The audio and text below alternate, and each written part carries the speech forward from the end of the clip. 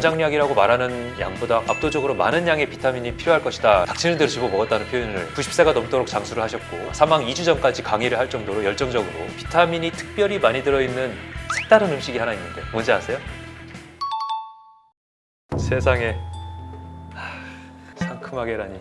자, 안녕하세요. 여러분에게 상큼하게 인간 비타민이 되어드릴 건익인간 상제쌤입니다. 애교를 요구받긴 처음이네. 암에 대해서 저번에 말씀드리면서 비타민 섭취가 중요하다 말씀드렸던 거 기억하시죠? 최근에는 20대 30대 분들도 영양제계에 큰 손이 될 만큼 관심이 많다고 하거든요. 오늘은 이 비타민 제대로 알고 제대로 먹기에 대해서 얘기해 보려고 합니다. 1700년대 영국 해군이 무적 해군이 될 수 있었던 이유가 있습니다. 그 이유는 바로 이 비타민에 있었습니다. 1492년도 콜럼버스에 의해서 이 대륙이 발견된 그 이후에 유럽에서는 대서양을 횡단하거나 태평양을 건너거나 하는 장거리 항해하는 배들의 수가 엄청 늘어났다고 합니다. 그런데 오랜 항해 중에 선원들이 자꾸 잇몸에서 피가 나는 그런 괴혈병이나 근육이 약해져가는 그런 질환으로 사망하는 일들이 발생했다 그래요. 1747년에 영국 해군의 군의관 제임스 린드 쓰러져가는 이 선원들을 보면서 그런 고민을 했습니다. 혹시 항해하는 동안 생기는 어떤 음식의 원인이 있지 않을까? 오랜 항해를 하면서 먹을 수 있었던 것들은 비스킷, 육포, 술 이런 것들만 먹게 됐던 거죠. 그래서 그는 12명의 환자들을 6개 그룹으로 나눠서 실험을 진행을 했습니다. 1군에게는 사과를 주고 2군에게는 식초를 주고 3군에게는 유황산 희석액을 주고 4군에게는 소금물을 주고 5군에게는 마늘과 겨자씨를 주고 그리고 6군에게는 오렌지와 레몬을 먹였다 그래요. 어떤 음식에서 원인이 있었을 테니 그걸 찾아보자는 개념이었겠죠. 놀랍게도 오렌지와 레몬을 먹은 6군에 속한 환자들이 상태가 명확하게 좋아졌다고 합니다. 그 뒤로부터는 영국 해군의 선박에 라임과 레몬, 오렌지 같은 그런 주스가 실리기 시작했습니다. 그리고 당연히 이 쌩쌩한 컨디션을 유지하게 된 영국 해군은 무적 해군으로 거듭나게 된 거죠. PD님은 비타민 하면 뭐가 제일 먼저 생각나세요? 저는 비타민 C요. 그렇죠. 우리 보통 비타민이라 그러면 비타민 C가 가장 먼저 생각이 나겠죠. 비타민 C는 제일 많이 지금 논란이 되기도 하고 제일 많이 복용하시기도 하는 그런 물질입니다. 우리가 비타민이라고 하면 아주 극소량이 몸에 영향을 미치는 그런 물질을 말하는데 비타민 C 같은 경우는 대부분의 동물들은 체내에서 합성이 가능한 물질인데요. 인간, 원숭이, 기니피그 같은 몇몇 동물들은 직접 합성을 하지 못하는 걸로 알려져 있습니다. 자, 그러면은 우리 PD님께 기습 질문. 지난번에 이제 대사 치료라는 말을 하면서 치료 방법 중에 비타민과 관련된 게 있었는데 뭔지 기억하시나요? 메가 비타민 C. 네, 맞아요. 기억하고 계시는군요. 메가도즈요법이라고도 하는데요. 미국 과학자 라이너스 폴링이라는 분의 이론에서 나온 개념입니다. 그의 주장에 따르면 이 동물들이 체내에서 합성해내는 비타민 C의 양을 사람 몸무게에 대입해서 계산을 했을 때 우리가 상식적으로 권장량이라고 말하는 양보다 압도적으로 많은 양의 비타민이 필요할 것이다 라고 예상을 했습니다. 실제로 그는 메가도즈의 양으로 비타민 C를 매일 섭취를 했고요. 닥치는 대로 집어 먹었다는 표현을 쓰더라고요. 그 효과를 본 건지는 알 수는 없지만 90세가 넘도록 장수를 하셨고 사망 2주 전까지 강의를 할 정도로 열정적으로 삶을 영위했습니다. 요즘 사무실에 비타민을 막 종류별로 한 가지 넣고 드시는 분들이 있거든요. 비타민 무조건 많이 먹으면 좋다. 많이 먹으면 오히려 독이다. 어떤 게 정답일까요? 종류에 따라 다르다. 비타민을 대표적으로 두 가지로 나누면 수용성 비타민과 지용성 비타민 들어보셨죠? 비타민 C, 비타민 B 이런 수용성 비타민이 있고요. 물에 녹는 비타민이기 때문에 인체에 필요한 만큼만 흡수를 하고 나머지는 소변으로 배출을 하게 돼요. 그래서 문제가 특별히 없고 수용성 비타민의 대표 비타민 B군과 비타민 C. 비타민 B군은 하나의 종류가 아니고 1번부터 12번까지 여러 가지의 비타민 군을 말하는 거예요. 특히 비타민 B1이라고 불리는 사이아민 같은 경우는 230여 개의 질병과 증상을 치료하는 것으로 알려져 있습니다. 적혈구 생성에 도움을 주기 때문에 부족하게 되면 이제 각기병 아니면 이제 당대사 장애로 피로를 많이 느끼게 되는 이런 증상들이 나타날 수가 있어요. 이 B1이 부족하게 되는 대표적인 경우 중 하나가 식사를 제대로 안 하면서 술만 계속 드시는 분들. 술이라는 게 단순 당의 하나이기 때문에 술을 계속 마시게 되면 딱히 식사 안 해도 열량이 유지가 되니까 버틸 수 있지만 우리 몸에 필요한 영양 성분들은 제대로 안 들어가게 되는 거잖아요. 그래서 술 취한 환자가 응급실에 오게 되면 사야민, 치아민이라는 약물을 100mg 정도 주게 됩니다. 그다음에 비타민 B2, 리보플라빈에 대해서 좀 알아볼게요. DNA를 손상시키는 발암물질의 작용을 막고 손상된 DNA를 수정하는 그런 역할을 하는 물질입니다. 연어, 치즈, 굴, 아보카도 이런 게 대표적으로 많이 들어있는 물질입니다. 그리고 또 한 가지 비타민이 특별히 많이 들어있는 색다른 음식이 하나 있는데 뭔지 아세요? 나물류에 좀 많이 들어있잖아요. 나물류에도 많이 들어있죠. 흔히 볼 수 있는 음식 중에 특별하게 비타민 B2가 들어있는 음식이 있어요. 그게 바로 라면인데요.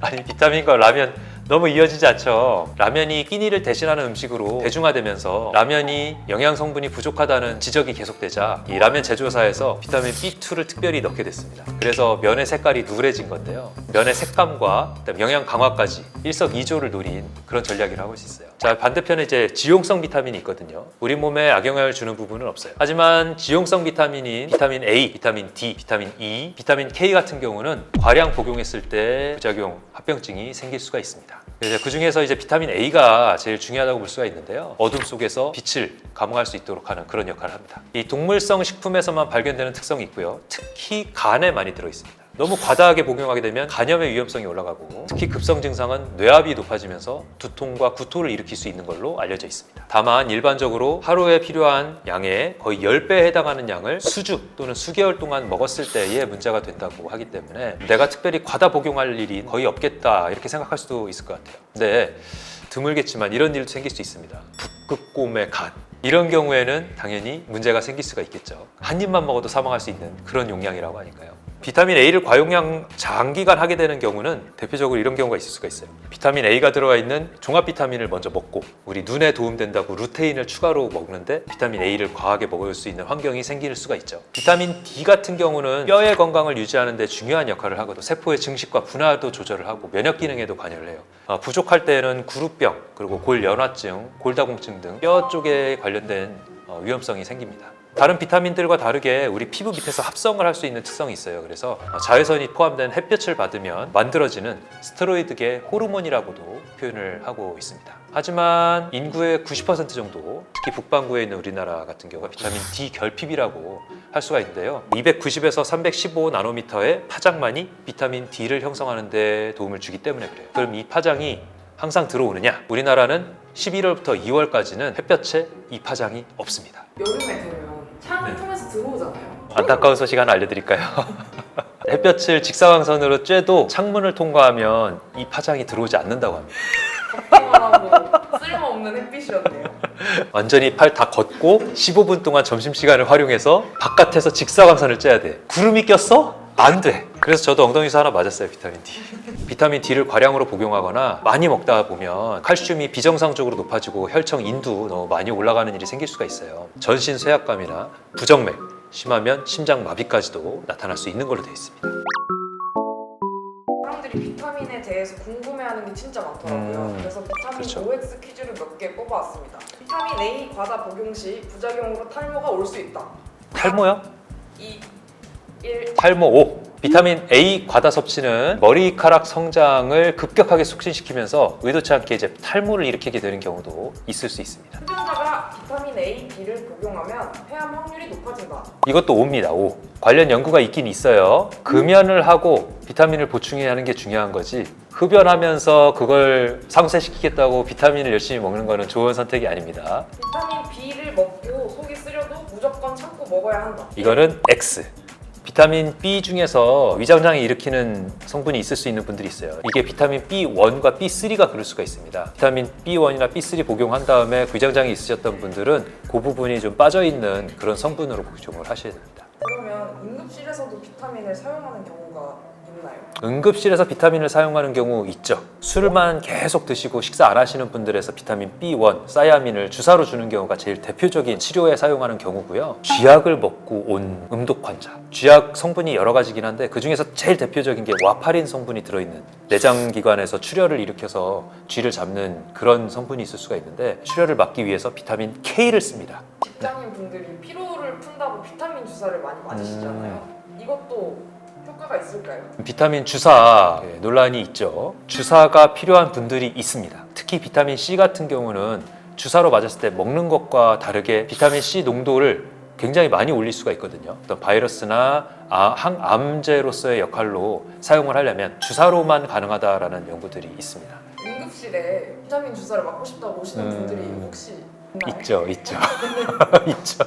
응급실에서 비타민 주사를 놔드리면 환자분한테는 좋겠지만 응급실의 어떤 기능에 영향을 미치잖아요. 왜냐하면 그 배드가 다 소요가 되고 시간이 오래 걸리고 이러다 보니까. 그런 경우는 이제 수액실을 구비한 의원들이 있어요. 그런 데 가셔서 요청하시면 맞을 수 있습니다. 그래서 최종적으로 정리를 해보자면 비타민 B와 비타민 C는 수용성이기 때문에 과량 복용해도 특별히 부작용이 없으니까 충분히 섭취를 해주는 게 맞고요. 비타민 A와 E와 K 같은 지용성 비타민은 종합 비타민제에 들어있는 권장량대로만 섭취하면 몸에 무리가 갈 게 없기 때문에 그 정도 복용은 추천을 드립니다. 그리고 마그네슘, 아연, 철, 셀레늄 같은 비타민처럼 당 대사에서 중간중간 역할을 하는 그런 성분들이거든요. 그래서 이런 미네랄도 챙겨서 먹는 거를 추천을 드립니다. 하지만 가장 중요한 것은 현미밥과 초록 생채소 그리고 과일과 약간의 육류 이런 것들로 비타민과 미네랄을 충분히 섭취를 해주는 게